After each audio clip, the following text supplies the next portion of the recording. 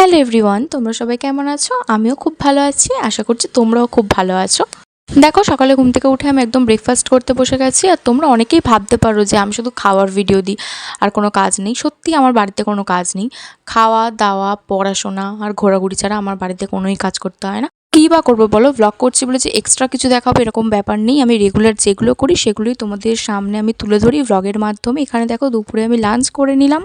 আর বিকেলবেলা আমার পাপা আমাদের জন্য তন্দুরি রুটি, পরোটা, কাবাব এসব এনেছিল। আর তারপরে দেখি আমার বড়বাবুর মেয়ে আর আমার বেটির মেয়ে এসেছিলো আমাদের বাড়িতে, তাই সবাই মিলে একসাথে বসে খাওয়া দাওয়া করে নিলাম। আমরা যেহেতু দুই বোন আর আমি বড়, তাই আমাকে কিন্তু অন্যান্য অনেক কাজ করতে হয়, যেগুলো সবসময় ভ্লগের মাধ্যমে তুলে ধরা হয় না। এখানে দেখো, আহান এসেছিলো। আহানকে তো তোমরা সবাই জেনে গেছো, মানে আমার ভ্লগে প্রায় ওরই ভিডিও রয়েছে, মানে সব ভ্লগেই প্রায়।